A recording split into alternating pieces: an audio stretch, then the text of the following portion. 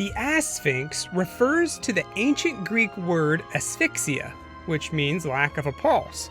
When a scientist, or more accurately, a rich guy with too much time on his hands, discovers the same smudge on the photographs of people just seconds before they die, he comes up with a theory. What if he could trap and contain this Asphyx? Yep, we're talking about trapping and containing ghosts.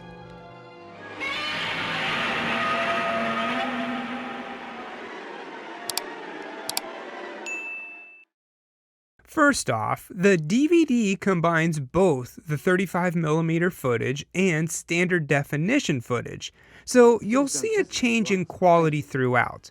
But hey, that's better than the whole movie looking like garbage the entire time. It opens up with the police responding to a car crash, with only one survivor. My God, this man's still alive. After the credits, we're in 1875 England, where we meet with Hugo Cunningham and his soon-to-be wife, Anna Wheatley, here to meet Hugo's kids. There's his son, Clive, his daughter, Christina, and her special friend, Giles, whom we learn later on is engaged to Christina. Everyone gets along, Anna seems to be a nice stepmom, and the kids take a liking to her. The perfect life, blah, blah, blah. The next day, we see what Hugo has been researching.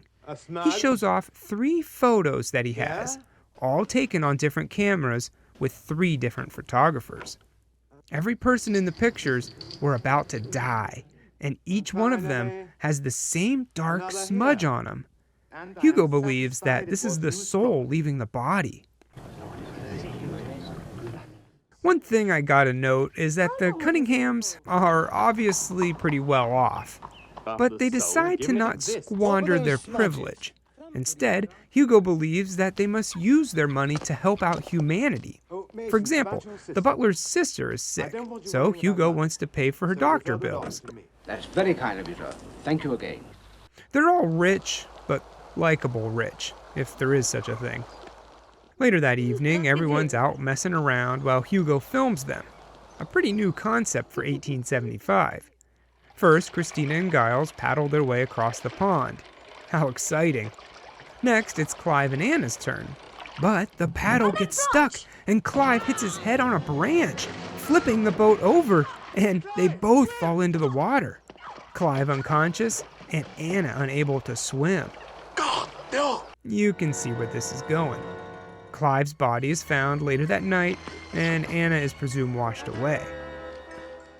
A grieving Hugo now only has the footage that he took of him to remember his family by. As he watches it, he sees that same smudge just as Clive hits his head. The smudge! That's pretty remarkable, but what's even more impressive is the zoom on this camera from 1875. Later on, they open up Clive's grave to take another picture of him. Now. And sure enough, there's no smudge. It's already gone. Nothing. This is when they come up with the name Asphyx, which only manifests itself right before a person dies. They assume that they can see it because of the chemical compounds used in the photography. A pretty cool idea based on new technology in the 1800s. But for now, it's only a theory. Is no more than mere theory. A little later on, Sir Edward Barrett shows up, a colleague of Hugo's, and he informs him that there's a public hanging tomorrow, something that hasn't happened in years. They think the judge is making it public to try to put a stop to the crime in the city. But everyone thinks that it's just cruel, and they come out to protest. I beseech you, in the name of humanity! Hugo's sent to document it all. They know he has a video camera, something only the rich would have, so they ask him to film it, for the spectacle of the whole ordeal. Just as they pull the handle and the man's about to fall, Hugo turns on his light booster, and in that moment, the Asphyx is not only seen, but captured, stuck within the light. It's quickly released, and the man dies. Enough! That is enough! Later that night, they take a look at the movie, and sure enough, his Asphyx is there. And Hugo knows that it was looking at him. The thing knew he was there. I tell you, it saw me. This gets the wheels turning a little bit in Hugo's mind. What if they could capture and contain an Asphyx? Then what? Well, they put their theory to test first with a guinea pig, feeding him poison. They turn on the booster, and there it is. They move the light over to a containment box, which has its own light in it, and captures the monster. We have the tools, we have the talent. It's stunned in the box and it can't get out. Powered by water dripping on these blue crystals that light up when wet.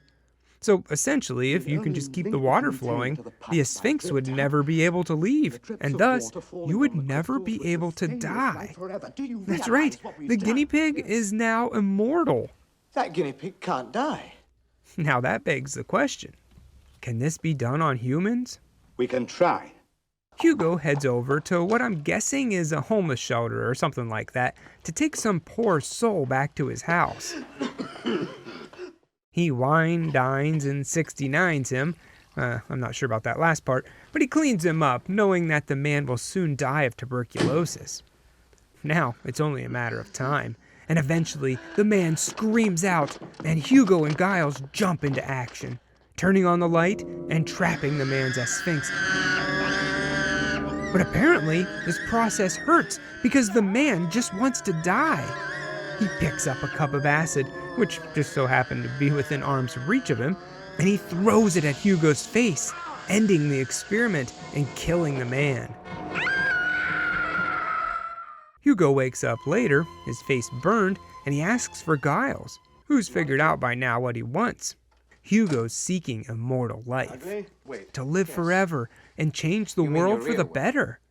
But really, he's just unable to give up his power. Giles also wouldn't mind being immortal, so they make a pact. Giles will assist Hugo if Hugo makes Giles and Christina immortal, so they can love each other forever. Help me to immortalize myself, and I will immortalize you and Christina. That night, Hugo writes his will and gets everything in order. The plan is to lock up his Asphyx, capturing it and putting it in the crypt under his house, behind a combination lock that only Giles knows the code to. Once the experiment is a success, the code will be destroyed and forgotten, making Hugo live forever. It would seem his choice of execution is the electric chair. He's strapped in and ready to go. As soon as the clock strikes noon, he flips the switch, and Giles manages to trap his Asphyx in the light. But, like a dummy, he forgot to turn on the containment box. You really do need two people to pull this off. And luckily, Christina just so happens to be wandering by. For God's sake, don't touch him! Come here! She doesn't know anything about her father's experiments and is pretty confused, but wants to save his life. So she agrees to help, and together they manage to capture the creature and lock it away.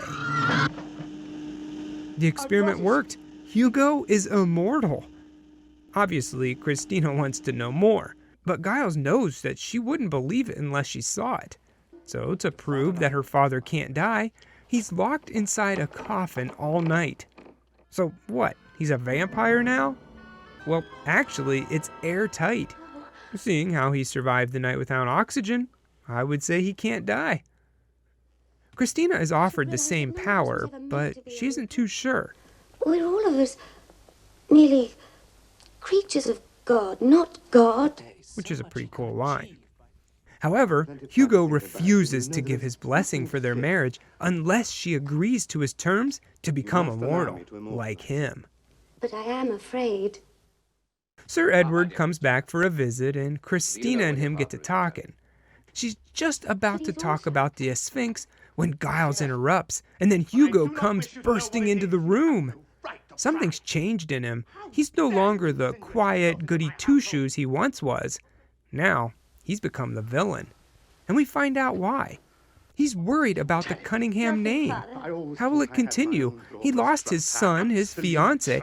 All that's left is Christina. Her and Giles have to get married, or else he won't have anyone to pass down his legacy to. More worried about her father, Christina agrees to the procedure. Her chosen way to be killed? The guillotine. which is probably not my first choice. But here's the thing, you must remain conscious while all this is happening. The Asphyx can sense fear and knows when you're about to die. Basically, it's gotta feel like the real deal. At first, everything goes as planned. The blade falls, but it's stopped, and the Asphyx is captured. But while it's moving over to the containment box, that darn guinea pig chews through the water line, stopping the flow of water and causing the light to go out. Hugo rushes over to fix it and bumps the lever with his big butt, causing the blade to fall. Now, Hugo knows that she can't be going around without a head, so he releases her Asphyx, knowing that he just killed his daughter with his big butt.